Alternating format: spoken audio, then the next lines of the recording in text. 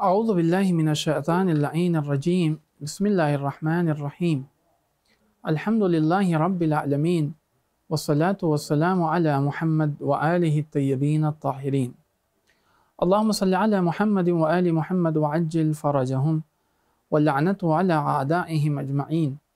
من یومنا هذا الى قیام یوم الدین اما بعد فقد قال اللہ تبارک وتعالی فی محکم کتابہ الکریم بسم اللہ الرحمن الرحیم اتقوا اللہ وکونوا مع الصادقین آمنا باللہ وصدق اللہ العلی العظیم۔ امام جعفر صادق علیہ السلام کے تعارف کے اس چوتھے حلقے میں ایک چوتھے موضوع کے حوالے سے آپ کی خدمت میں چند گزارشات رکھنی ہیں۔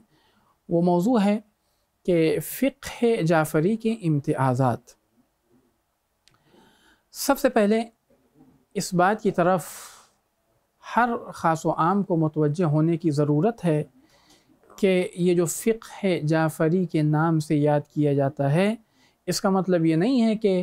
اس فقہ کی ابتدا امام جعفر صادق علیہ السلام کے زمانے سے ہوئی ہے، نہیں۔ اور بہرحال یہ بات ہر انسان، ہر شیعہ چاہے اس بات کی طرف اگرچہ متوجہ نہ ہو، لیکن ہر شیعہ یہ جانتا ہے کہ فقہ جعفری کا ماننے والا شیعہ کہلاتا ہے، یعنی جو شیعہ ہے وہی فقہ جعفری کی اتباع کرنے والا ہے، یعنی شیعہ فقہ جعفری کی اتباع کرنے والا شیعہ ہے۔ یہ بات تو انسان جانتا ہے، لیکن انسان اس بات کی طرف متوجہ نہیں ہے کہ گویا کہ یہ فقہ جعفری سنہا نہیں ہے، بلکہ فقہ محمدی، فقہ علوی ہے۔ اگر آپ ملاحظہ کریں تو لفظ شیعہ رسول اسلام کے زمانے میں پایا جاتا ہے، اور اس کے مصادیق بھی رسول اسلام کے زمانے سے ہیں، اور جس کا شاہد متعدد روایات ہیں کہ جہاں رسول اسلام نے شیعوں کو مخاطب کرتے ہوئے، بلکہ امیر المومنین کو مخاطب کرتے ہوئے ارشاد فرمایا۔ مثلا پہلی روایت ہے، یا علی انت وشیعتک ہم الفائزون، اے علی آپ اور آپ کے شیعہ کامیاب ہونے والے ہیں، نجات پانے والے ہیں۔ یعنی رسول اسلام کے زمانے سے لفظ شیعہ کا وجود بہرحال ہے۔ یا جناب سلمان، جناب ابو ذر، جناب مقداد، یہ وہ صحابی ہیں کہ جو اپنے زمانے میں شیعان علی کے نام سے معروف تھے، یعنی گویا یہ صحابی عمل کرتے تھے قرآن مجید کے جو احکام ہیں انہی احکام کے اوپر۔ امیر المومنین علی بن ابی طالب علیہ السلام اس دنیا سے رخصت ہوئے، امام حسن کی باری آئی، وہ تمامی افراد امام حسن علیہ السلام کے گرد جمع ہو گئی۔ امام حسن کے بعد امام حسین، امام زین العابدین، امام محمد باقر علیہ السلام، اور آخر میں امام جعفر صادق علیہ السلام کے گرد جمع ہو گئے۔ سوال، جب یہ فقہ وہی فقہ ہے کہ جو فقہ علوی ہے، فقہ حسنی ہے، فقہ حسینی ہے، فقہ محمدی ہے، پھر فقہ جعفری کے نام سے کیوں مشہور ہے؟ چونکہ جتنا موقع امام جعفر صادق علیہ السلام کو علم کی نشر کرنے کا، فقہ کو عام کرنے کا میسر ہوا ہے، اتنا موقع کسی بھی امام کو اتنا موقع میسر نہیں ہوا ہے۔ تو چونکہ ایسا موقع کسی اور کو میسر نہیں ہوا ہے، لہٰذا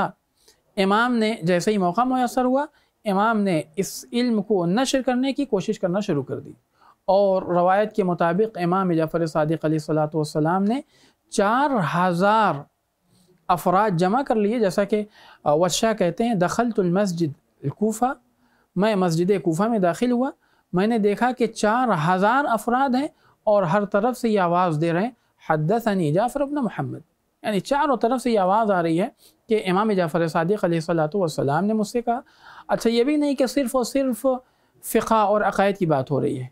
یعنی ہر طرف سے یہ آواز آ رہی ہے کہ امام جعفر صادق علیہ السلام نے مجھ سے ارشاد فرمایا، اور کہیں فقہ کی بات ہو رہی ہے، کہیں عقائد کی بات ہو رہی ہے، کہیں فلسفے کی بات ہو رہی ہے، کہیں علم کلام کی بات ہو رہی ہے، اور ہر فیلڈ میں اسی بات کی طرف اشارہ کیا جا رہا ہے کہ امام جعفر صادق علیہ السلام نے مجھ سے یہ کہا ہے، یعنی گویا کہ امام جعفر صادق علیہ السلام کو سب سے زیادہ موقع ملا ہے، اور امام کو جب زیادہ موقع ملا ہے، امام نے تقریباً 4000 افراد تیار کیے ہیں، 4000 ایسے شاگرد ہیں کہ جنہوں نے امام جعفر صادق علیہ السلام سے کسب فیض کیا اور لوگوں کے درمیان منتشر ہو گئے اس علم کو نشر کرنے کے لیے۔ تو اسی وجہ سے یہ فقہ جعفری کے نام سے معروف اور مشہور ہوا، وإلا یہ ایسا نہیں ہے کہ یہ فقہ امام جعفر صادق، یہ فقہ امام جعفر صادق علیہ السلام امام جعفر صادق کے زمانے میں وجود پایا، نہیں، یہ فقہ رسول اسلام کے زمانے سے تھا، لیکن چونکہ امام کو زیادہ موقع میسر ہوا فقہ کو عام کرنے کا، اور امام نے اسی کے مطابق افراد اکٹھا کیے، افراد جمع کیے، یہ افراد نشر ہوئے، منتشر ہوئے لوگوں کے درمیان، اور لوگوں کے درمیان منتشر ہو کر امام کے اصحاب نے لوگوں کے درمیان اس علم کو، اس فقہ کو نشر کیا، لوگوں نے اس فقہ کو فقہ جعفری کے نام سے معروف کر دیا۔ لہذا ہمیں متوجہ ہونے کی ضرورت ہے کہ فقہ جعفری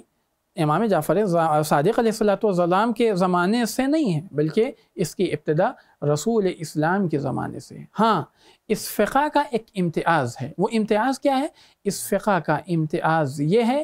کہ اس فقہ میں جو بھی احکام لیے جائیں گے وہ قرآن اور سنت سے لیے جائیں گے، یا کتاب سے یا سنت نبوی سے۔ دیگر تمام فقہ میں یہ گنجائش ہے کہ کتاب اور سنت میں اگر چیزیں نہیں ملتی ہیں تو وہ قیاس سے بھی کام لیا جائے، لیکن فقہ جعفری میں اس کی گنجائش نہیں ہے کہ قیاس سے کام لیا جائے، بلکہ فقہ جعفری کا طرۂ امتیاز ہی یہی ہے کہ فقہ جعفری میں کتاب و سنت سے احکام لیے جاتے ہیں۔ والحمدللہ رب العالمین۔